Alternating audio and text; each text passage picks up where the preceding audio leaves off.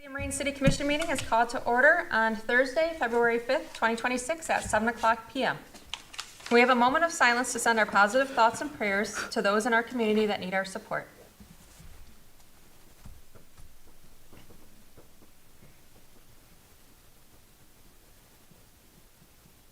Okay, now please join me in the Pledge of Allegiance. I pledge allegiance to the flag of the United States of America and to the republic for which it stands, one nation, under God, indivisible, with liberty and justice for all. Anybody get roll call, please? Commissioner Bryson. Here. Commissioner Hendrick. Here. Commissioner Clausen. Here. Commissioner O'Brien. Here. Commissioner May. Commissioner Rory. Here. Mayor Vandenbosch. Here. City Manager Reeves. Here. And can I have a motion to excuse Commissioner May? So moved. Support. All in favor? Aye. Opposed? Carries.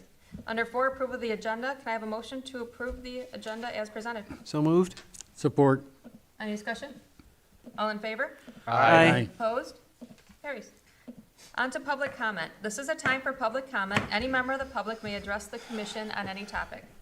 Please step to the podium, state your name for the record, and be heard. No commissioner, department head, or city staff will respond. City manager will follow up on the public comments as necessary. Please limit your comments to 5 minutes. Please direct all comments to me as the meeting chair.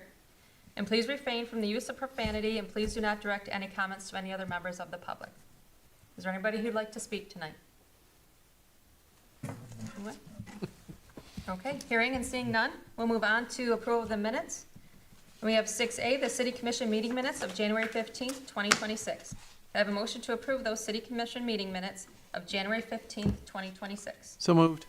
Support. Any discussion? All in favor? Aye. Opposed? Carries. On to 7 for consent agenda. We have the Zoning Board of Appeals meeting minutes of November 5th, 2025, special event permit for the Spring Fling, special event permit for the Nautical Mile Market, and a special event permit for the Harvest at Heritage Square, the second annual event. Can I have a motion to approve the consent agenda items A through D as presented? Make a motion to approve the consent agenda, letters A through D. Support. Okay, a roll call, please. Commissioner Bryson. Yes. Commissioner Hendrick. Yes. Commissioner Clausen. Yes. Commissioner O'Brien. Yes. Commissioner Rory. Yes. Mayor Vandenbosch. Yes. Motion carried. Okay, 8 items removed from the consent agenda. We have none. Under financial business, we have A, expenditures including payroll of $808,792.70. I have a motion to approve those expenditures including payroll in that amount of $808,792.70. Make a motion to approve expenditures, including payroll, for $808,792.70. Support. Any discussion? Okay, roll call, please. Commissioner Hendrick. Yes. Commissioner Clausen. Yes. Commissioner O'Brien. Yes. Commissioner Rory. Yes. Mayor Vandenbosch. Yes. Commissioner Bryson. Yes. Motion carried. Okay, we have 9B, the 2025 recreation millage distribution. Can I have a motion to approve the St. Clair County Parks and Rec Commission 2025 request for local millage distribution? So move. Support. Any discussion? Hey, roll call, please. Commissioner Clausen. Yes. Commissioner O'Brien. Yes. Commissioner Rory. Yes. Mayor Vandenbosch. Yes. Commissioner Bryson. Yes. Commissioner Hendrick. Yep. Motion carried. Okay, on to 10, unfinished business. We have the project update on the SAW Work Phase 3. City Manager? Thank you, Mayor. Couple things I'd like to call to your attention as you look at the materials that I provided. One, you'll see a sheet that gives us a breakdown of where we currently stand. The sheet says cost summary of sanitary and storm sewer cleaning and video, and it shows what the original proposal was, what was invoiced to date, and what the balance is. What I really want to bring your attention to is under the storm sewer system section, the original proposal, what's invoiced to date, and then the balance, keeping in mind that balance is the $86,805.45 available yet on that piece of the project. We've completed the vast majority of the sanitary and storm for phase 3 between the rivers and also what's north of of Broadway into that area, the oldest part of the city, actually. We have found significant issues in terms of sanitary and storm and other infrastructure issues in that area. As an example, in the areas of sanitary alone, Woodworth, Williams, Westminster, Pleasant, Jefferson, Elizabeth, Maine, and Water all have areas that require additional saw work, either to remove calcium buildups that are blocking the pipes that won't allow televising to, or there's debris in the pipe that won't allow televising to occur. The pipe is frozen or completely underwater, or root infestation does not allow the camera to go through. There's approximately 45 hours of additional saw work that's needed in that area. Under storm, Woodworth, Westminster, Market, Riverview, Market area, Mary, Jefferson, Elizabeth, and Main Street also have additional needs for saw beyond what we did already in order to identify potential areas of concern and re-televise those so we can make sure of what our repairs and are going to be both for sanitary and storm.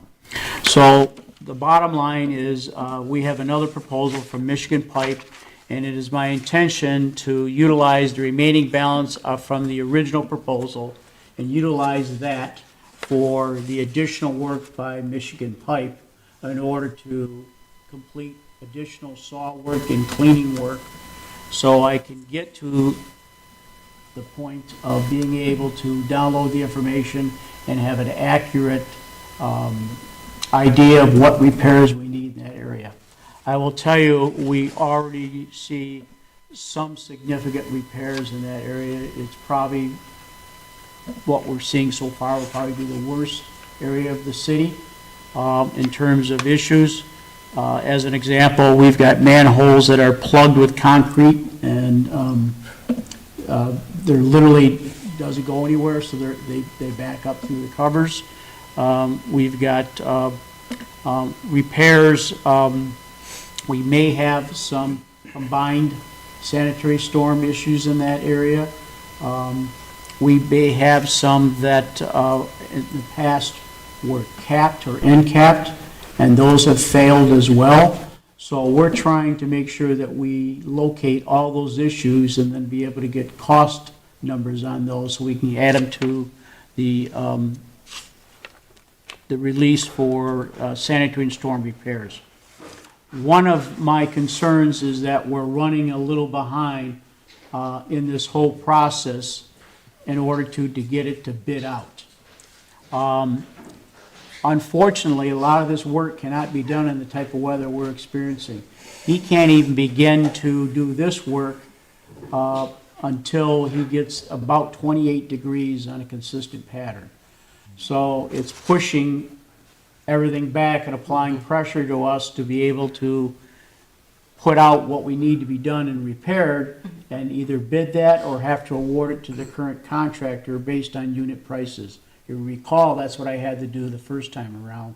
I'm just warning you, I may get forced into that same position because there'll be no opportunity, then it'll be an emergent issue, and I can't slow up the other work. In terms of the project has been ongoing. I'm gonna give a little piece here to the public later on it, but I'll tell you, they're busy working on residential service lines that are lead or galvanized. If you haven't heard, there's been a number of different water line breaks, most of them homeowners with frozen pipes. We've had our own experience with frozen pipes, as I'll fill you in on later. But some of that's due to ground being disturbed in terms of the project, and then non-insulating the pipes from the residential side. So we pushed off the start date. It was supposed to start February 2nd. Conditions weren't right. We're looking at February 9th, but based on what we're seeing today, I would say that's probably going to be a push as well, to at least start the milling, because with the milling starts the vibration. Frost line in some places below 1.5 feet already. And my concern is that if we were to introduce a heavy grind, that we'd have considerably more issues in an area that's already fragile. So I wanted to make you aware of this proposal. I plan on executing this proposal tomorrow, and I'm basically going to use funds that were pre-approved. There may be a little difference, $4,000 or $5,000. I'll be able to accommodate that under my authority, and most of this work will be coming out of that CIP bond that we had to take. Any questions or any comments in regards to what I presented, or Mike, concerns? I'm fishing for a little bit of good news here, but before we started the Phase 3 SAW work, you predicted that not only was this going to be a rough area, needing a lot of emergency repairs, but that it was going to be far worse than what we had elsewhere in the city. Based on your predictions, do you think we're trending with what you predicted? Is it far worse than what you predicted? Is it any better than what we were expecting? It's not going to be better. It's right along what I Okay. thought it would be. It's probably going to be the worst of all three Yeah. phases.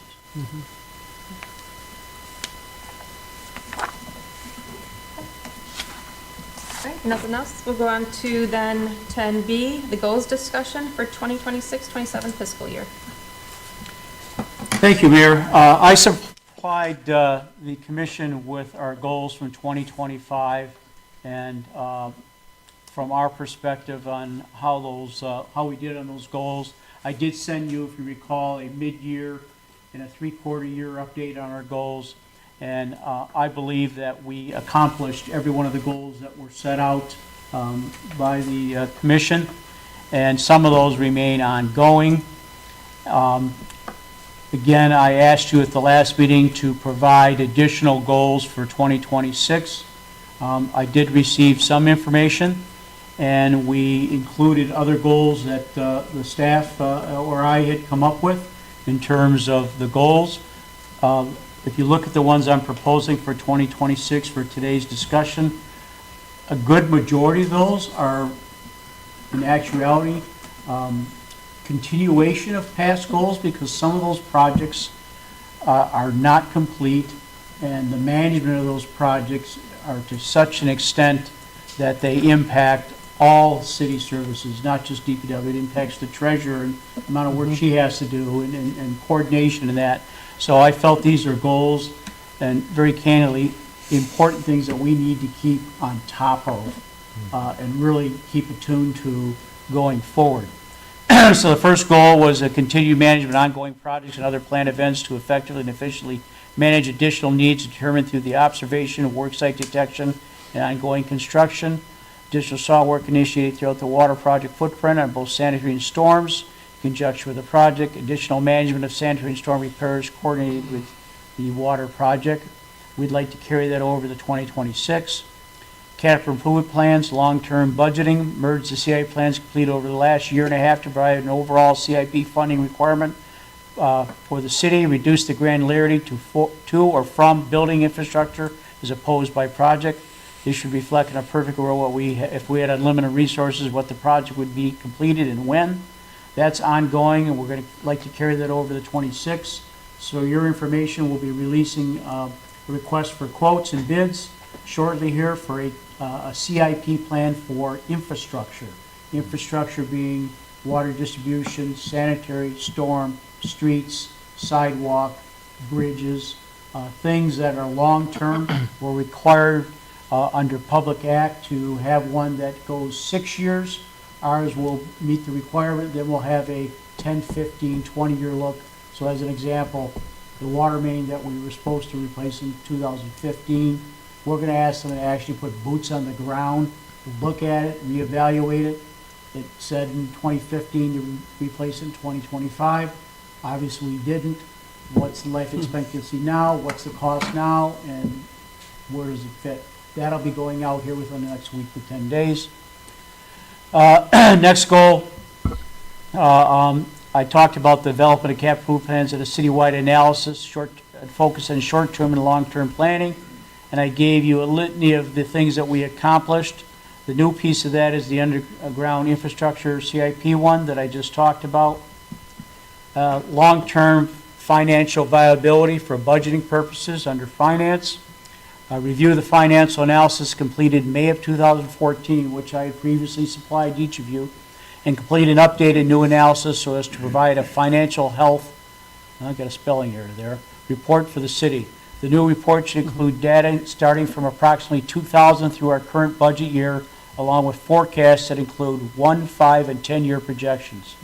Assistance with this goal will require both internal staff and external subject matter experts. And then I attached that report from 2014.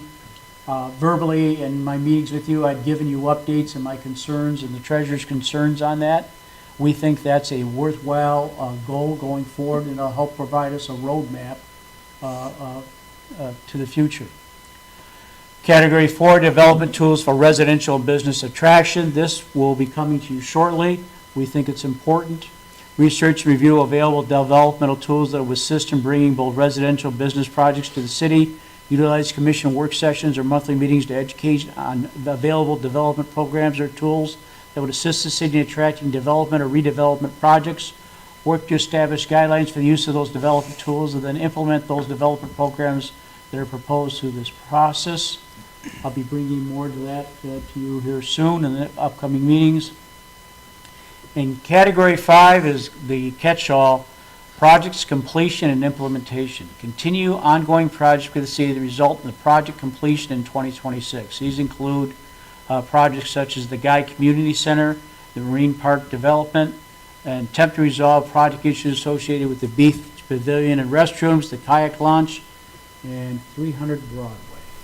So I have those as teed up as goals that I'm going to recommend to the board, and I'm open to other ideas or suggestions. One of those would be continue commission, employee, and committee training. But if you have others, I'm all ears, or if you want to discuss the ones I've proposed.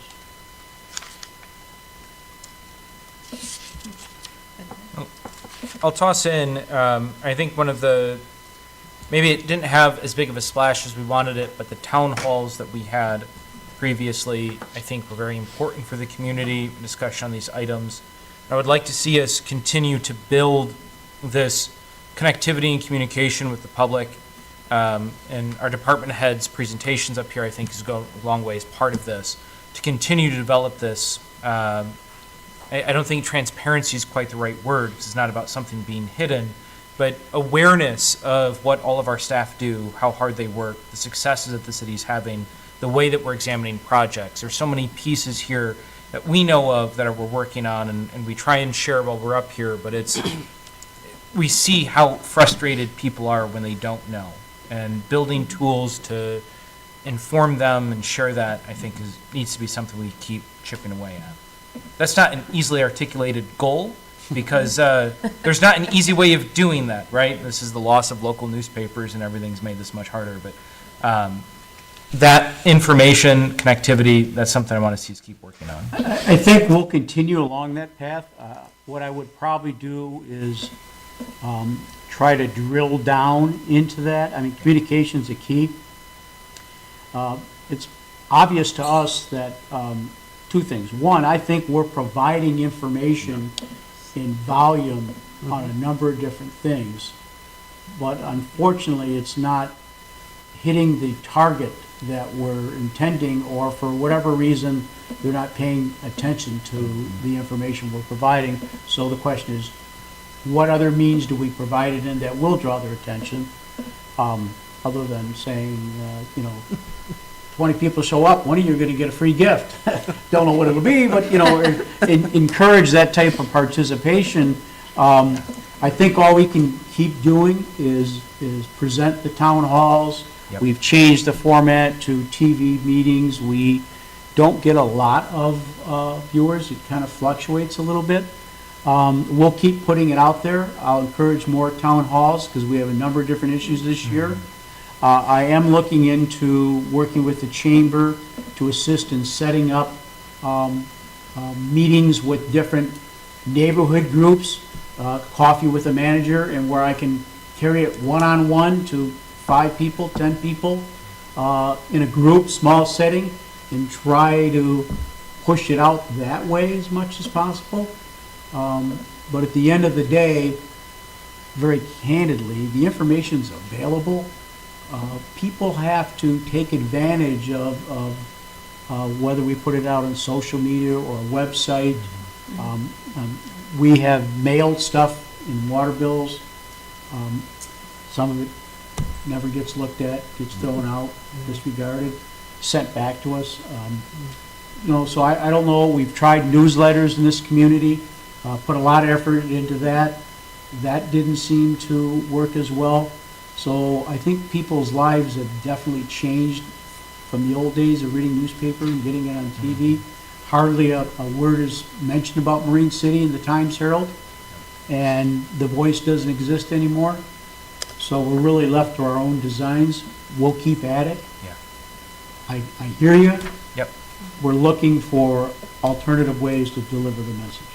But the information is out there if the people will look. Right. Other goals or considerations or suggestions, changes, revisions?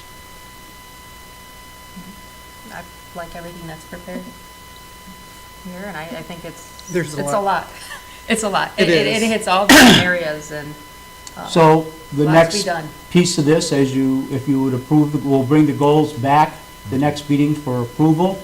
Will be for us to put a budget number next to these goals, because the goal's no good unless you can give us the money to achieve the goal. And without scaring you too much, most of the money for the majority of these goals is appropriated. There's a couple things that may cost a couple dollars, but for the most part, it's project-oriented and There's grants the and. money's there, right? So that's all I have, man. All right, thank you. Okay, and now moving on to new business, we have 11A, the Guy Community Center Project Management Oversight Administration. And I'll turn it over to City Manager. Thank you. In your packet, you'll see 3 separate proposals for administration of the Guy Community Center project. All of you are aware that the initial project work was done by F&V through a contract that we paid for. Memory serves me right, it was around $23,000 or $24,000. And then we also gave some additional funding for a topo and survey work there. And out of that, we were to receive drawings that were 60%, enough to make the application for the original MEDC grant. We received assistance in helping with that. This part is to allow all of the funds that we've accommodated in multiple different manners to go under one project and administer them and get the project done. Start the project, work through the project, construct the project, and carry it through. A couple things. The St. Clair County Community Foundation gave us a grant to bring in a project assistant, Nancy Windsor, to help oversee this project, to kind of take some of the load off our people involved in this and to help facilitate this, as this is her expertise, and she's been involved in this. As I look through the 3 proposals, the scope of the work is pretty consistent as you look through the proposals that are there. Some go into a little bit greater detail than others. But the only thing I really want to call your attention to that I think makes the difference is this. If you look at the projects, so Smith Group is at approximately $273,000. Giffords Webster's is $246,750, and F&V is at $246,500. One of the issues here was getting the scope correct. We originally talked about having construction observation, basically a project manager on scene during construction, and we originally articulated that or estimated that to be approximately 20 hours a week for 32 hours. So that's 640 hours in mass. They're not done all at once, it's as needed. So if you're pouring cement, or you're taking samples, you might be there 8 hours a day, 3 days in a row, and other weeks you might just be there 8 hours or 2 hours. One week might be heavy, next week might be light, but not to exceed 640 hours. As we laid the 640 hours, the 32 weeks out over the calendar, I wanted to change that because I thought it was excessive for a couple reasons. The entire project will take longer than 32 weeks, but that doesn't mean the construction portions of the project will take 32 weeks. And I wanted to try to commonize that portion of the project, so I'm not going to start the observation until it's actually needed, and we'll end it when it need be. So between a 20-hour and a 32-hour, we ended up on a 26-week program. I thought that was sufficient as I laid that out, looked at what we had to do, the big pieces we have to do, a splash pad, restroom, pavilion, earth moving, paving. I thought we could accommodate that within a 26-week period, which reduces it to a 520 hours. So then I took the 520-hour thing and applied it to each one of these proposals. So Smith Group, for the observation piece, and I'm paraphrasing here, had approximately $81,500 budgeted for that. I divided it out by 640, got their per hour fee, and then I took 20 hours times 26 weeks, got 520, and then I took their fee that they put in there, divided it by 520, got their hourly fee, and then I looked at what the difference was between what it would have been at the 32 weeks or at the 20 weeks. And then I did the same thing for Giffords-Webster, and then I tried to do that for F&V, but F&V didn't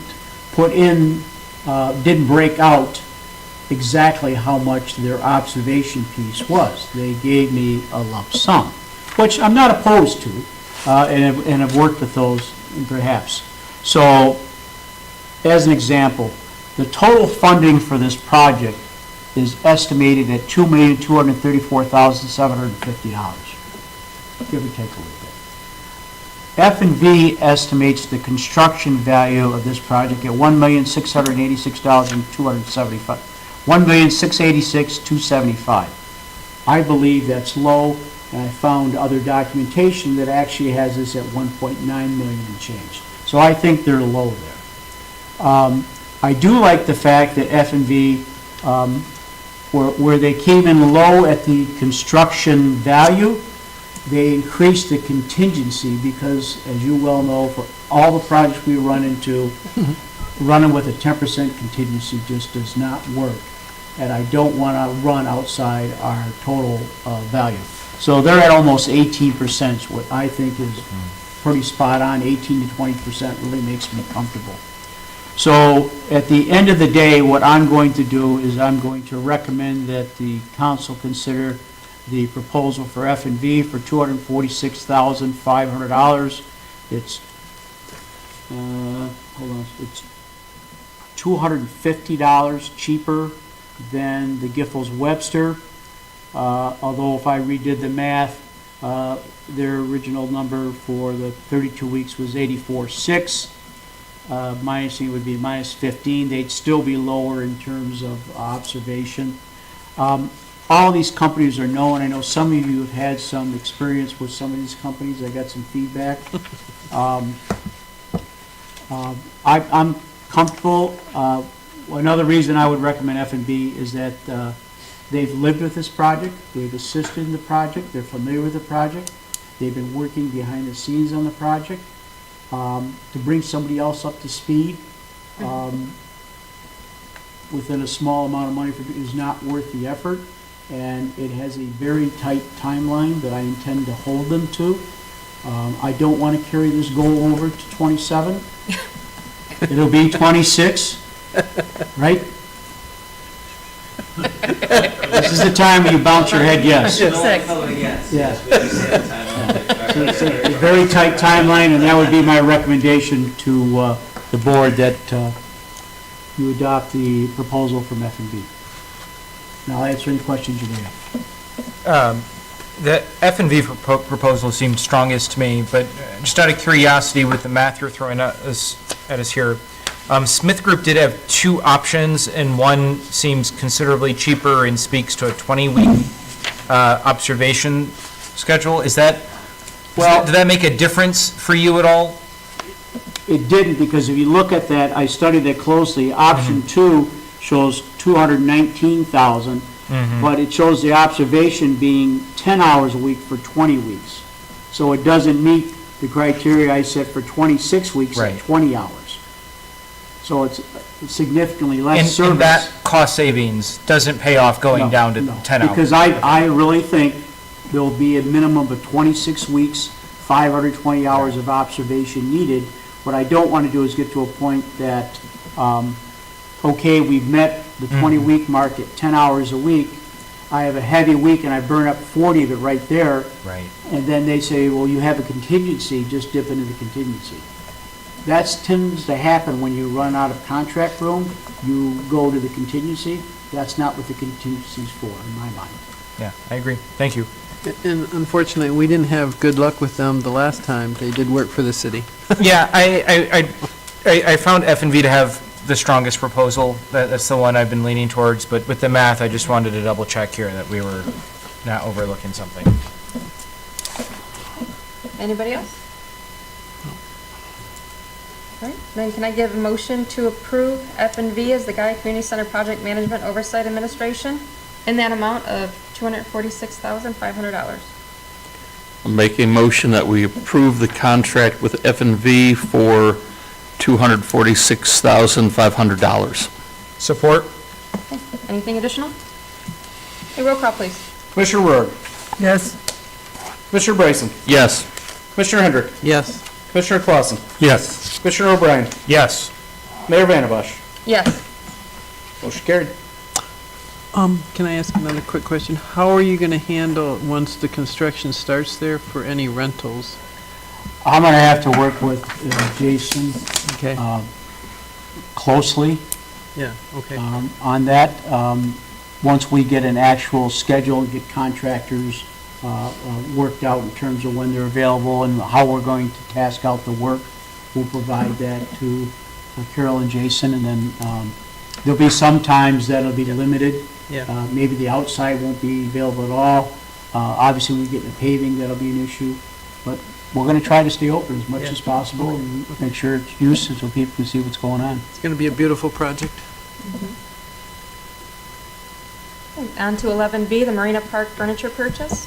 Can I have a motion to approve the purchase of the Marina Park furniture from Backyard Living as recommended in the total amount of $16,961.60? Make a motion to approve the purchase of the furniture from Backyard Living for $16,961.60. Support. The motion is support. And then, just so everyone's aware, we did receive 4 quotes, and the project manager, Scott Atkins, did do the recommendation for the Backyard Living on that one. And all the cost is coming out of, it's in the notes here, but for the public's knowledge, this is coming from the Marina grant, is how It's we're all covered by the yeah. grant. Yep. Okay. Any other discussion? Hey, roll call, please. Commissioner Bryson, Yes. Commissioner Hendrick, Yep.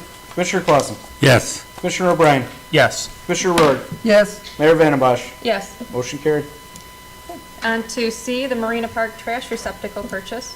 Can I have a motion to approve the purchase of the Marina Park trash receptacles from Barco Products as recommended in the total amount of $3,462.35? Make a motion to approve the purchase of the Marina trash receptacles from Barco Products for $3,462.35. Support.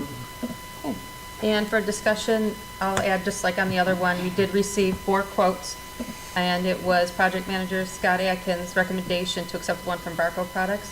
And then, just like the other one, this is from the Marina Grant Funds. Any other discussion? Hey, roll call, please. Commissioner Hendrick, Yes. Commissioner Clausen, Yes. Commissioner O'Brien, Yes. Commissioner Rohr, Yes. Mayor Vandenbosch. Yes. Commissioner Bryson. Yes. Motion carried.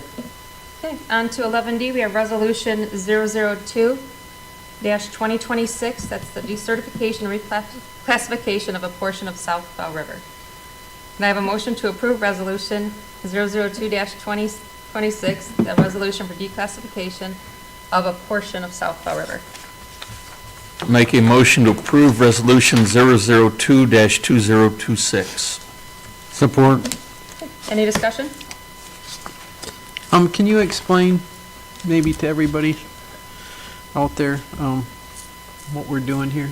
So, It revolves around the Biff Bridge, so. right, so MDOT met with me in 2025 and wanted to go back over our major roads classification, and they had a couple different areas that they had questions about in terms that were perhaps down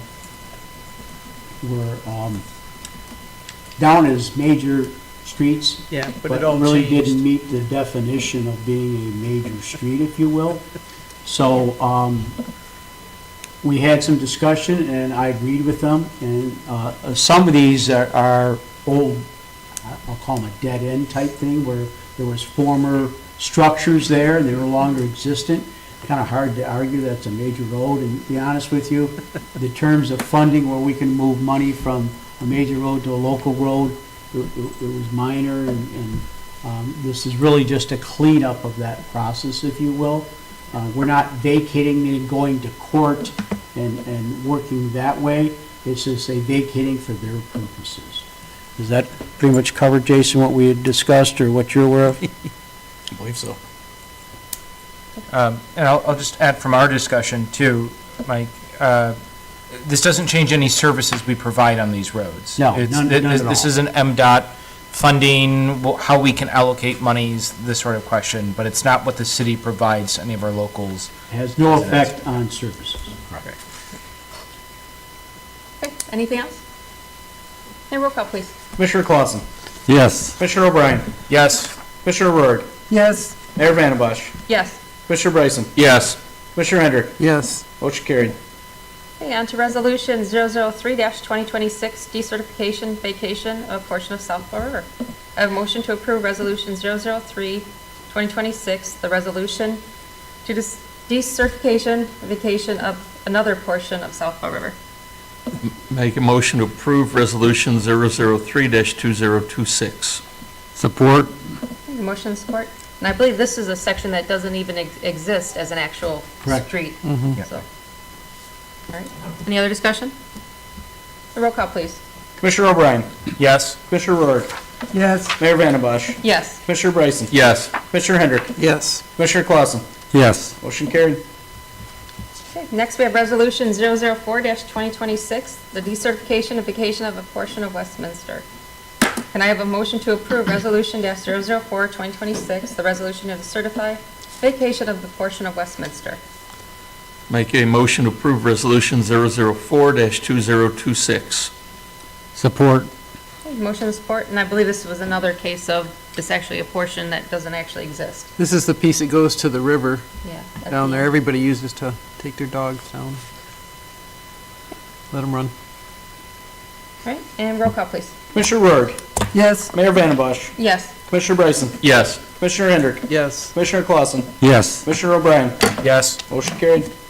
Okay, on to G, Resolution 005-2026, the poverty exemption. I have a motion to approve Resolution 005-2026 regarding the 2026 poverty exemption policy and guidelines. Make a motion to approve Resolution 005-2026. Support. Any discussion? Okay, roll call, please. Commissioner Bryson. Yes. Commissioner Hendrick. Yes. Commissioner Clausen. Yes. Commissioner O'Brien. Yes. Commissioner Rourke. Yes. Mayor Vandembosch. Yes. Motion carried. Okay, we have 8, the actuarial funding policy draft. Can I have a motion to approve the actuarial funding policy as presented and previously approved by the pension board? So moved. Support. Any discussion? I just have a correction on page 3, first paragraph. There's a bunch of extra dots, periods in there, and I'm not sure what they're for. You could check that out.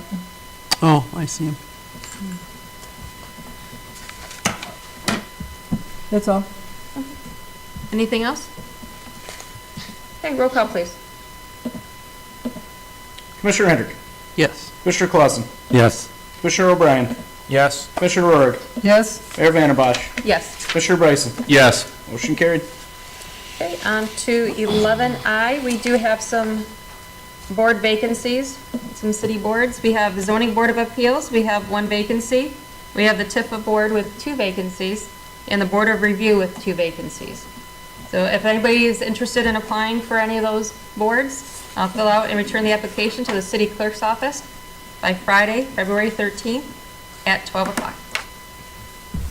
Mayor, maybe I have it wrong. Do we handle the actuarial funding draft? We did. Okay. Looking at for what you talked about, and I'm not finding that. There's 3, and here it is. Let's see. What, the third paragraph? Third page. The First third paragraph. page, that's why I can't First find. I wanted to make paragraph, sure I corrected. Yeah. Go down. Down. The Here. first paragraph. Third page. On the third page, it starts December Okay, 31st, 2005. Yeah. All right. Okay?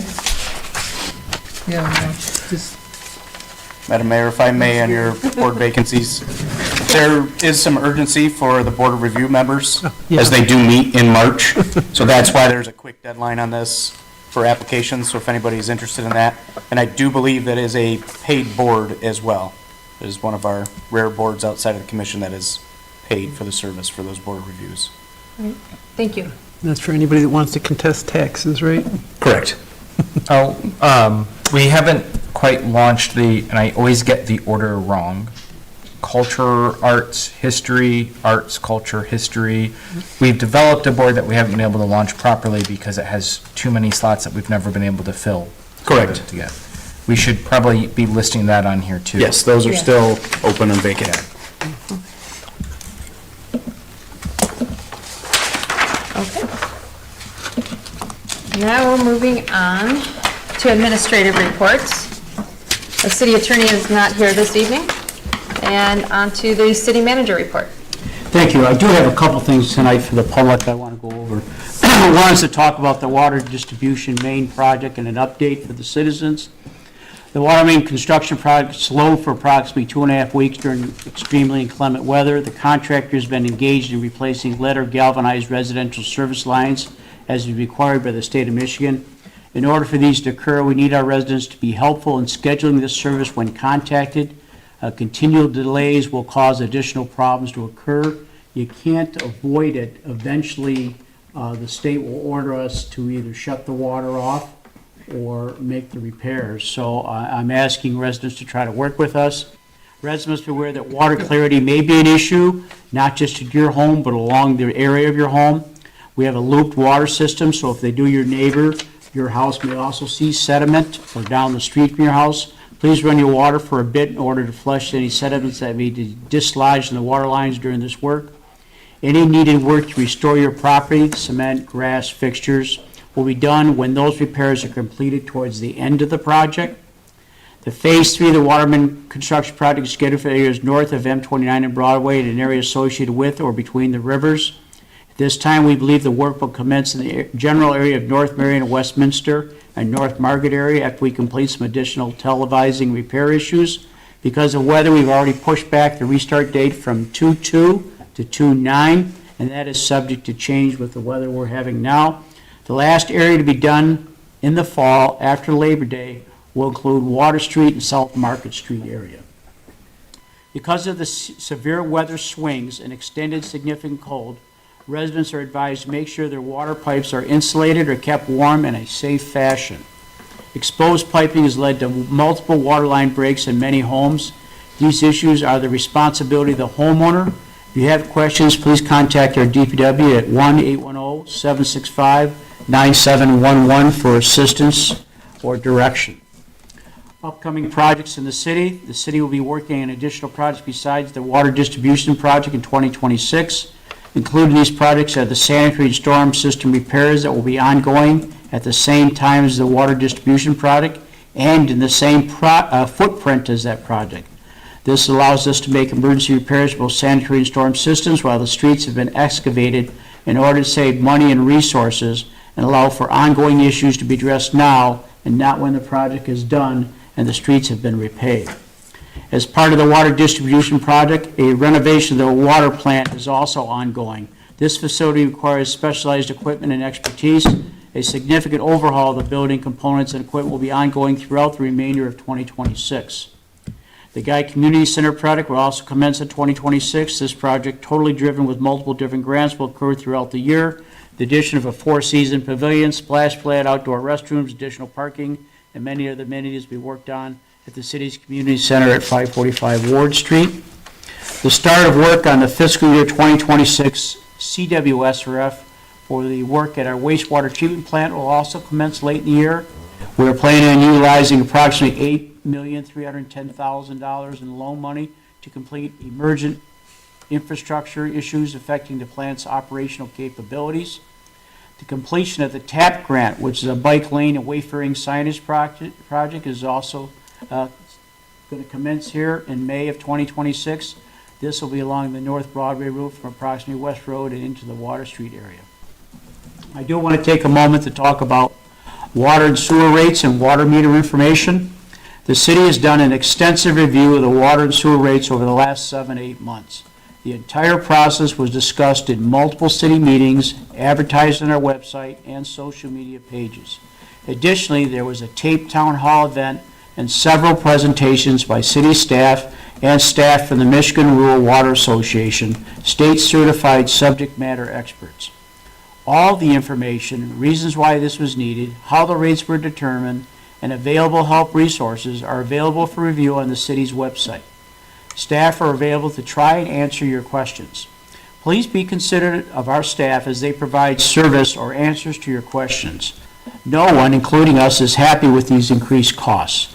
But it is no different than we would blame a grocery clerk for the cost incurred with the purchase of a meat roast, as they are not responsible for any part of that process of setting the prices of the increase. So please be patient with the staff as they try to provide that service. They're not personally responsible for the increase of these rates. The city has a continuing effort to find additional resources. We are once again aggressively making applications for numerous grants through several organizations, as well as making applications for both state of Michigan budget allocation funds for infrastructure issues assistance and federal government through our senators and representatives for congressionally directed funds, commonly known as earmarks. This is always an ongoing process throughout the city. The city's been very successful in obtaining grants over the last couple of years. And last but not least, a 300 Broadway update. We continue to have 300 Broadway for sale on a commercial property, realtors, multiple sites. Additionally, we have a community member who is diligently sending out informational emails around the state, as well as some national locations or parties, to make them aware of the building's existence and current status and plight. We recently were made aware of yet another frozen pipe causing a leak on the water suppression system there. This is always an ongoing issue due to the lack of a viable HVAC system in the building capable of providing enough heat throughout the entire building structure. We'll be working to take care of the fire suppression system. It'll probably have to be depressurized at this point, and then we'll make a decision going further on what we do with that. So we're not immune to water leaks either. We're still working on trying to find that company, that developer that has an interest in saving that building. We're taking additional time. I'm looking at other resources and other ways to go about getting the word out. We're doing all we can. And that's all I have for my report tonight. Thank you very much. Anybody have anything for city manager? You were talking about the sprinkler system, and it's not being, the building isn't being occupied. So I don't think that you're required to have the sprinkler system on. Correct. That's what we found out. We also checked with our insurance carrier, and we're not required to have a charged fire suppression system in the building. Thank you. Okay. On to reports from department heads. We do have a couple presentations this evening. I don't know if clerk or fire chief want to go first?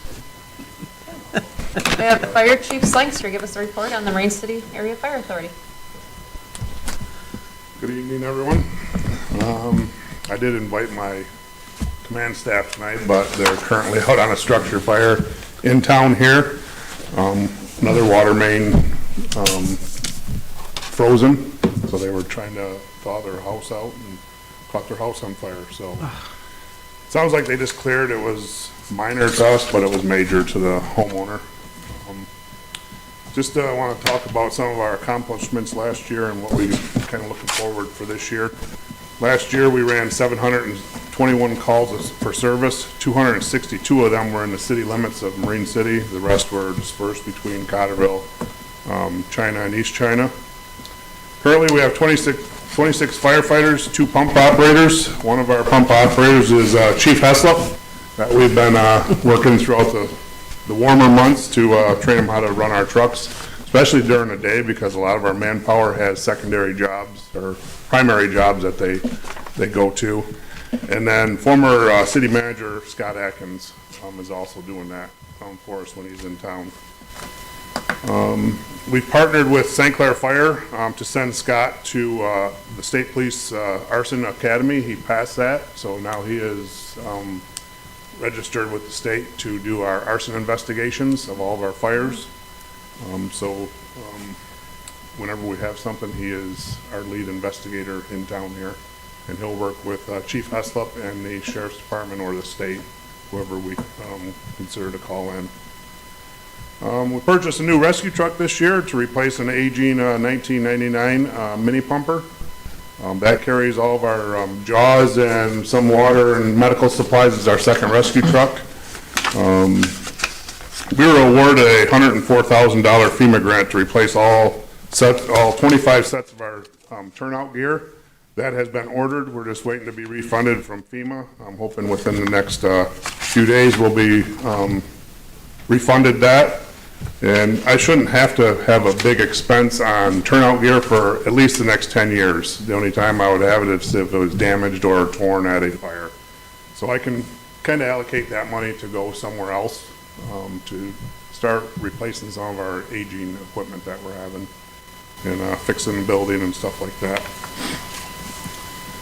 Looking to bring on at least 4 more firefighters to get us up to 30. Seems like a good number to have, just because everybody has a primary job that they're going to. So during the day, if we get a fire, we have roughly 6 of our members in the area that have jobs at work that allow them to come. And with having Chief Heslop and Scott available, I can also get my hands dirty on these fires. I don't have to sit there and run a truck. So thank you for that. We're planning on working on another grant for this year. Looking to just up or replace some of our aging equipment. Like I said, use the money from the gear that we're going to save, and then another grant maybe to do that. This Saturday is our 150th annual Firefighters Ball. It's a good time. We are pretty much sold out. Last year we were probably 100 people short from being sold out, but we don't have very many tickets left. I'm sure they'll sell at the door. January has been a very busy month for us. We had 76 calls. Out of them 76 calls, 12 of them were actual house fires that we've participated in with the surrounding communities. We had 4 just in our jurisdiction, plus the one tonight. And most of these were in the sub-zero temperatures. I can't thank my guys, Algonac, St. Clair, Clay, Ira, for the help that they have sent in these temperatures. Nobody complained of how cold it was. We got the job done and went home and warmed up. So we've been extremely busy. Last thing I want to say is I want to thank the Fire Authority Board, Lisa, that sits on it, chairs it. I'd especially like to thank the city manager. I went to him after talking to Lisa about paying our firefighters. At the time I went to him, we were at the bottom of the county for our pay scale. We worked through our budget. City manager kind of run a fine-tooth comb through it, got us all a nice raise, and I appreciate that. Doesn't put us at the top, but it's a start, and we'll continue to work on that. We're about middle of the county as far as wages. And that's all I... Bill, I want to thank you and your department. You're a man with many titles, a lot of jobs. I see you take them on, every day. I mean, it's like you're never off. You're constantly back in the city. You go home and you're back. And just the dedication of the members of your department. Nobody likes working in this weather. And you're seeing the impact as we try to talk tonight with people really trying to solve these issues on their own, perhaps going about it in the wrong manner or not knowing how to do it properly. The end result is tragic. I just want to thank you and every member of your department that participates. It really is I don't think people understand the value of having people committed to that type of service. It's one thing when it's 75 degrees and it's a fire alarm from an alarm you always know when everybody shows up and then goes home. It's another one when it's 4 below with 20-mile-an-hour winds and you're going to be out there for hours on end.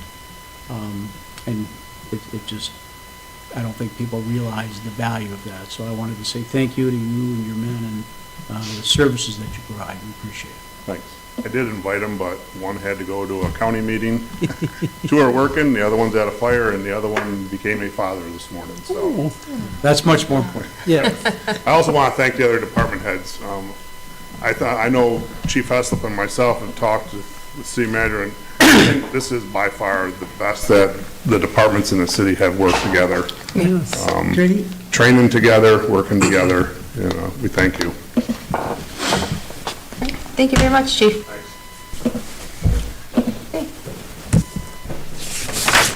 Okay. And now from our city clerk's office presentation.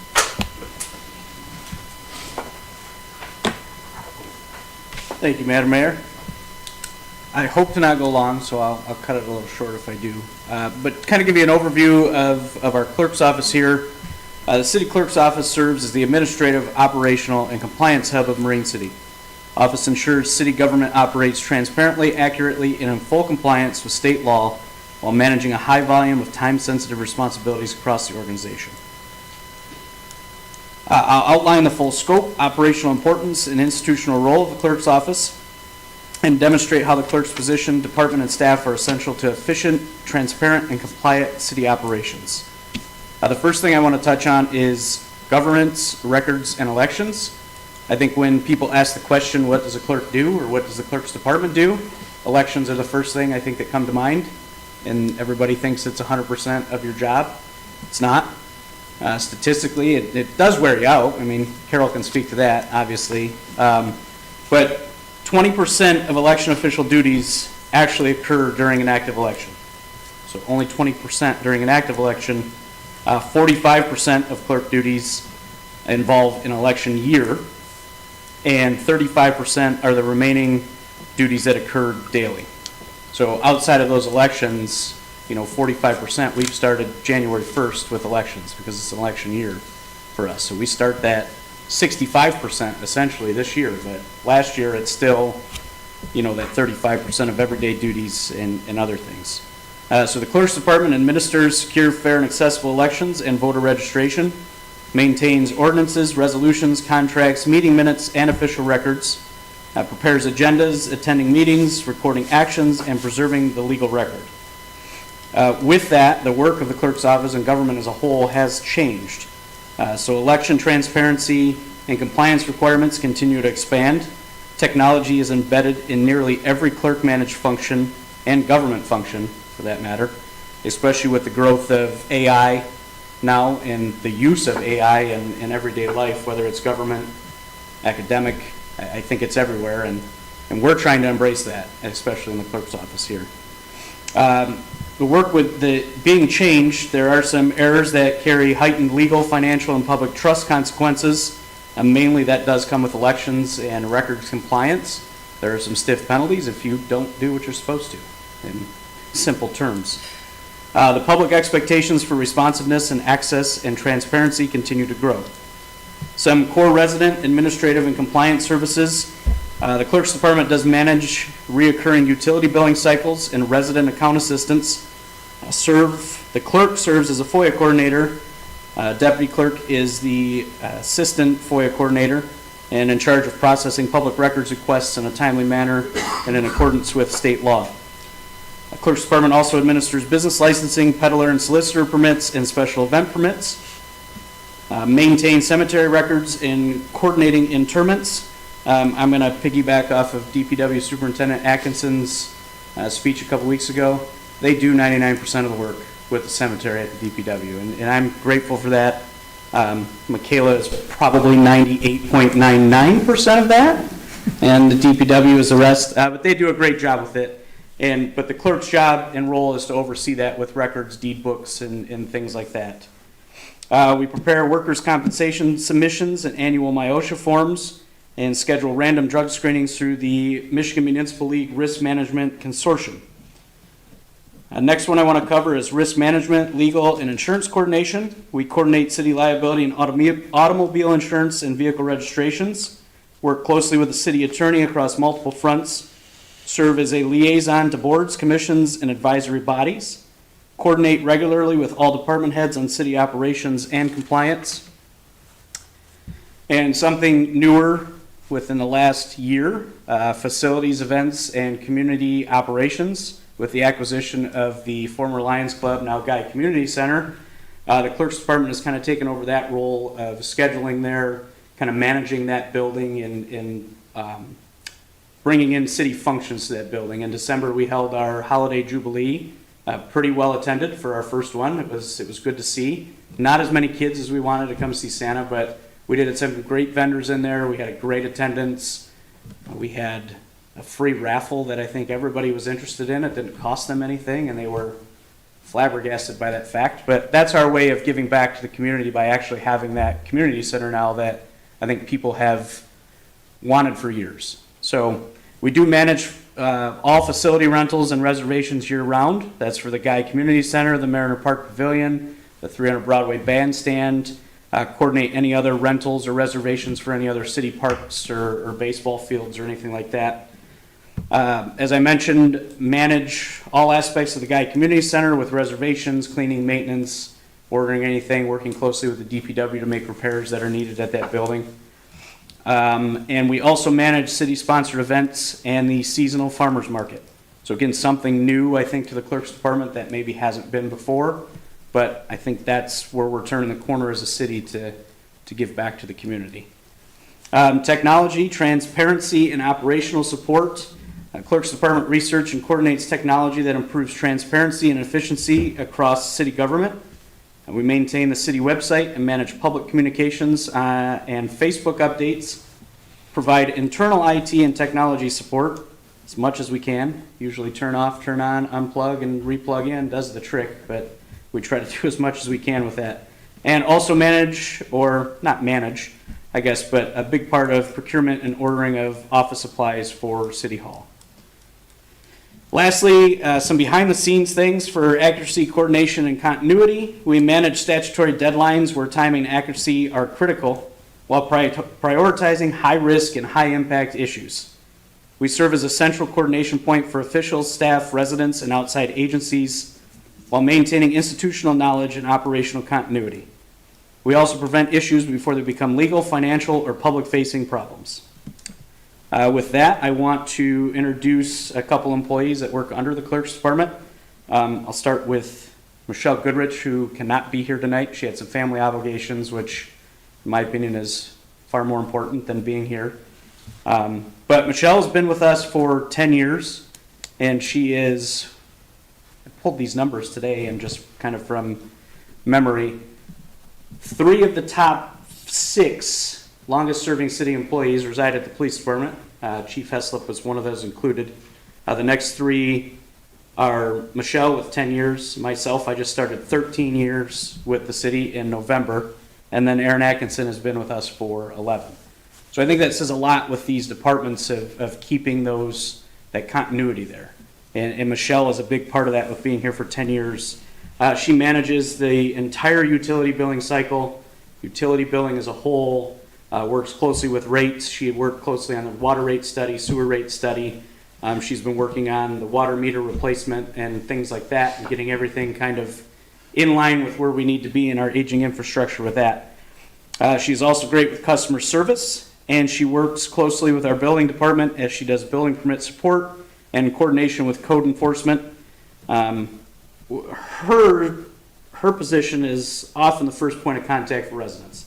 So I think our biggest call volume or biggest complaint, however you want to put it, is with water bills, utility bills. So she's usually that first point of contact, and she does a great job with that. Secondly, I want to introduce again Deputy Clerk Carol Brown. Carol, if you could stand up. Give your nice parade wave. Carol's been full-time in the clerk's department for, I think, just 2 years, correct? End of January, full-time, but been with us 2.5 years overall. She came here in July of 2023. Carol is a huge asset, not only to the city, but myself. I think I've mentioned this before. When I wanted to pull my hair out when elections came around, Carol was there. She brought that experience with her and kind of kept me in check and sane throughout the whole process. So she's a huge asset. Carol also oversees our business licensing, the peddler and solicitor permits, and special event permits. I've also given Carol a little bit more on the facility reservations. She does a good job with that and with customer service, with people coming in with questions, calling with questions, getting them set up. It's a big transition to make these all online. And I know it's a big change for most of our residents. They're handling it well. When they call in, Carol handles it well, and we get the problem resolved. So that's huge on that part. Carol also assists with those city-sponsored events that I talked about and election administration. Her role does manage a high volume of coordination and compliance activities as well. I also wanted to make it a point that, throughout the city, I think you see this common theme, and I want to touch mainly on the clerk's department because that is my department.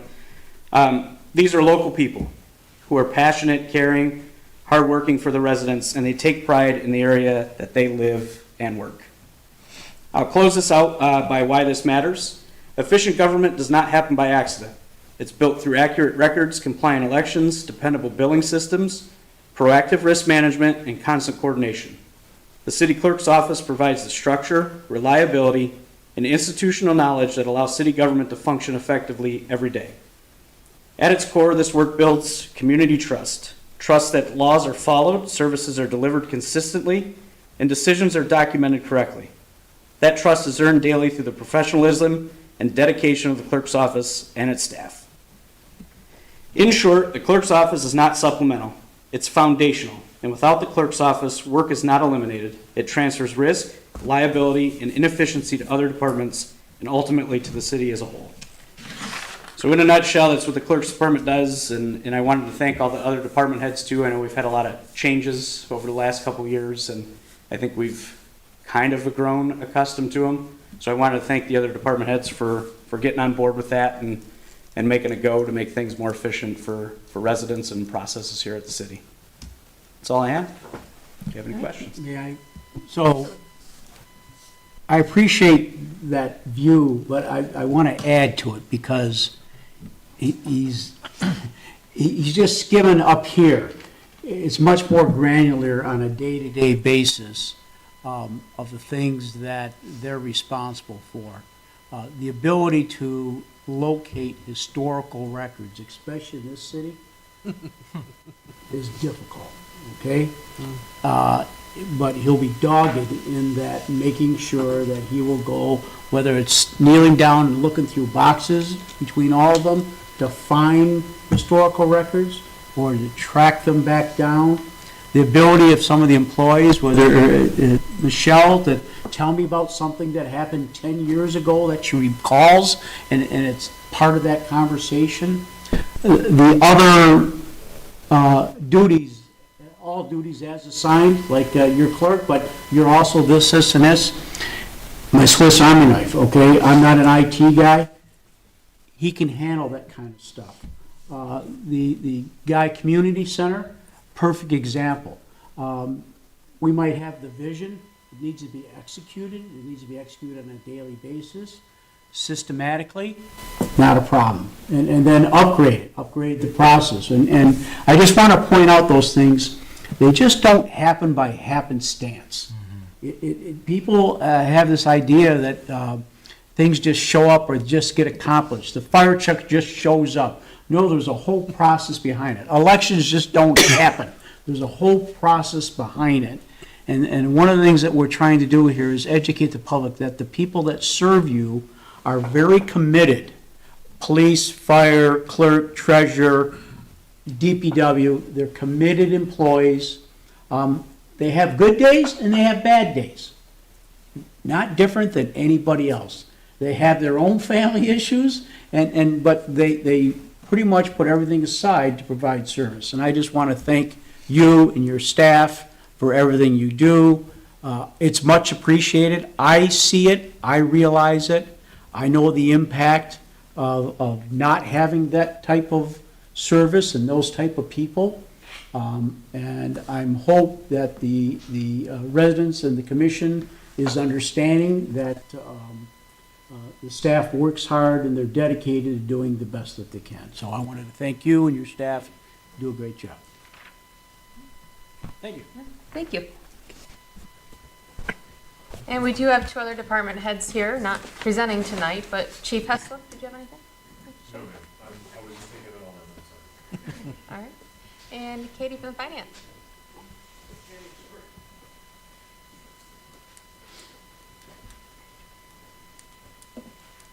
So I'm always, the tax lady, right? So just a reminder, winter taxes are due February 17th. The city has nothing we collect really on those. We just collect for the county and send them back, send the money. But you can pay your tax bills here for 25 year until February 28th, which is a Saturday, so it'll be the 27th. After that, you will have to pay at the county. So if you haven't paid your summer 2025 or your winter, you can do that till the 7th or till the 28th at the city. But after that, if you have not paid, you'll have to go to the county. So just a reminder on that.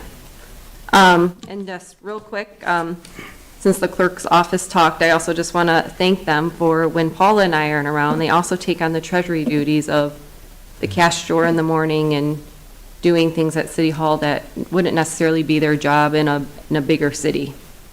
But unfortunately here, there's only a few of us.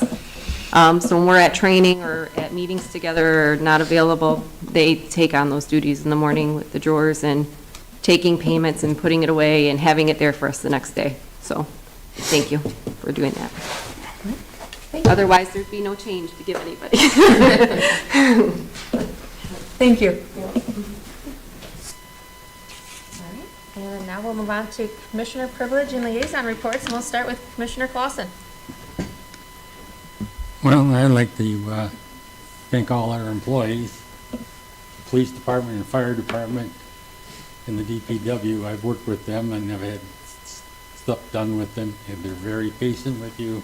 They understand what's going on, and all you have to do is listen to them and let them do their work and let them do their job, and everything will work out.